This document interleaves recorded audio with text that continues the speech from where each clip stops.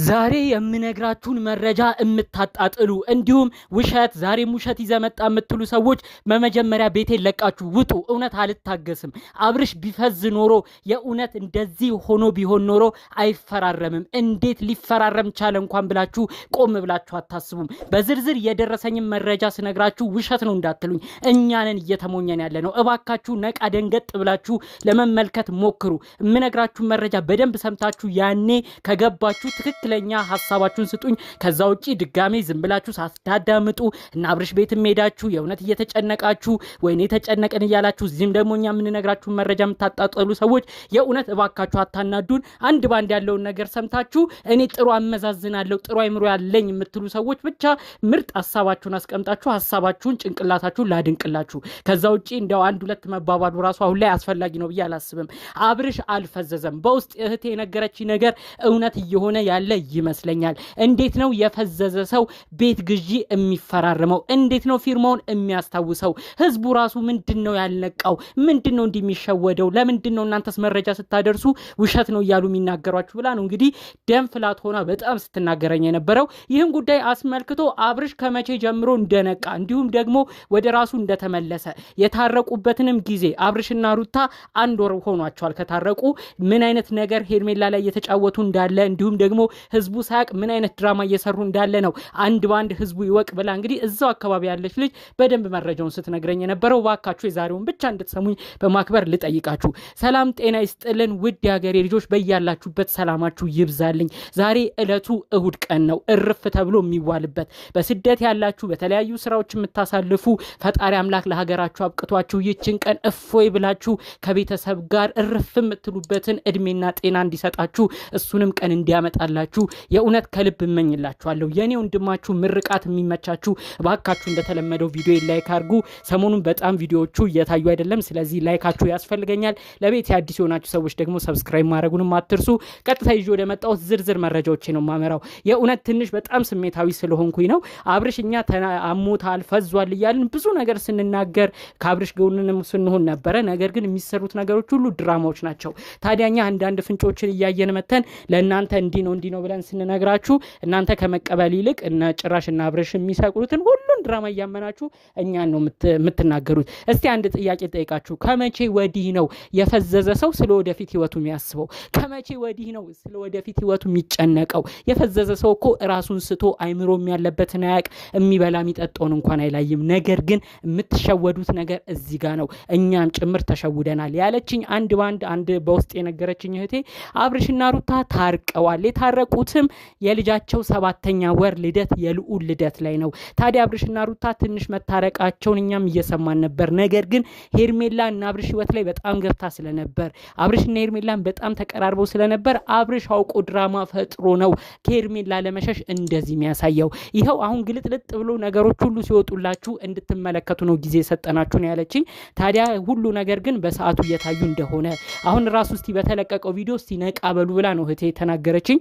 ያለችውም አንድ ባንድ ሲተነተን ቤት ሀገር ነው እንግዲህ አንድ ሰው የቤት ፊርማ እንግዲህ ተመልከቱ ፈዟል። አንድ ሰው ያቅም ከተባለ እንኳን እንደዚህ የቤት ግዢ የቤት ውሎች አይደለም ባንክ ራሱ በዛ ሰውዬ ስም አንድ ሰው ፈርሞ ያንን ሰው እንዲፈርም አድርጎ ገንዘብ እንዲወጣ ራሱ ቢደረግ እንደዛ ያደረገው አካል ይጠየቃል። ይህ ማለት እንግዲህ አብርሽ ሳያቅ ነው እንኳን ቢባል ሩታ ተጠያቂ ነው የምትሆነው። ነገር ግን ካያችሁ ውሉን መቼ ነው የምፈርመው ሁሉ እያለ አብርሽ ሲናገር ያንን የሪል ስቴት አሻሻጩን ሰውዬ ሲያወራ ተመልክተ ቤት ሀገር ነው ታዲያ ፈዟል። ምንም ማያቅም ያለበትን አይለይም የሚባል ሰውዬ ቤት ደግሞ አጓግቶት ሱቅ አጓግቶት መቼ ነው ውልን ካንተ ጋር የምፈራረመው እያለ የሚጠይቀው። ስለዚህ ይሄ ልጅ በደህናው ነው በጤናው ነው።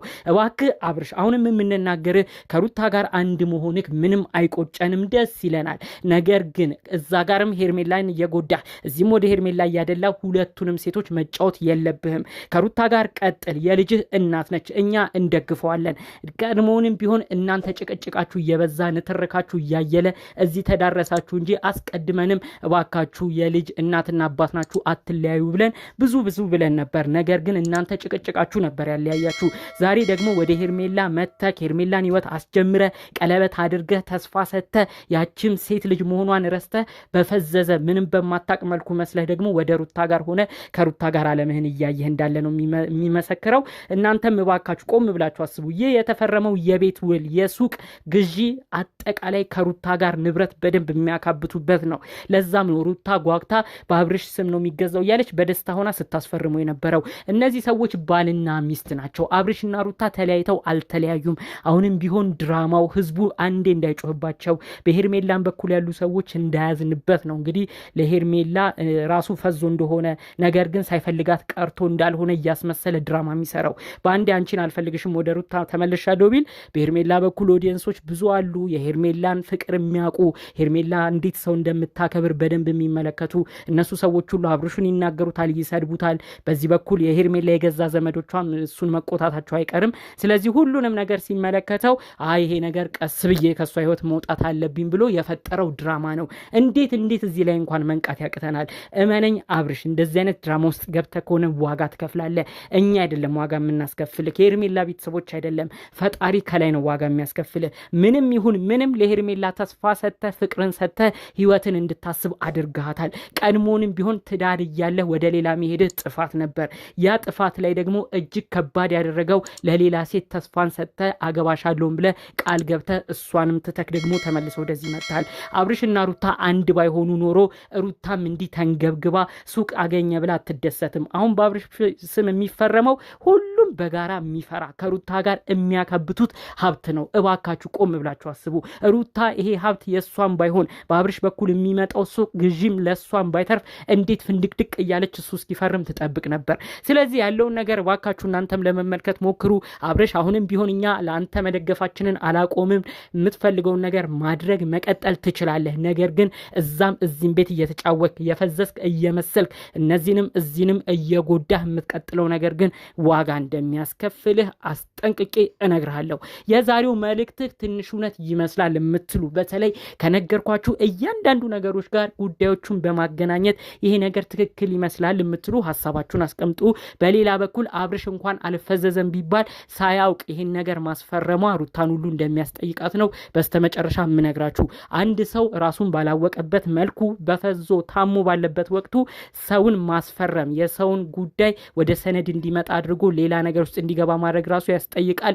አብርሽ የእውነት ፈዞ ፈርሞ ራሱ ከሆነ ሩታ በዚህ ጉዳይ ትጠየቃለች። ምክንያቱም ልጁ ባልነቃበት ሁኔታ ነው ይህን ነገር ያስፈረመችው። ነገር ግን አብርሽ የነቃ ስለሆነ ነው ይህንን ነገር አድርጓል ብለን እኛ የምናስበው።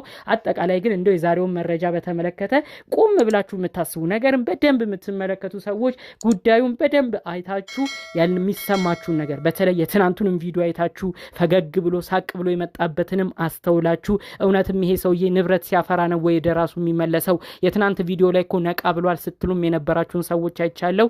አጠቃላይ ያለውን ነገር ቆም ብላችሁ ተመልክታችሁ በቀናነት ያላችሁን ሀሳብ አስተያየት ብታደርሱኝ ደስ ይለኛል።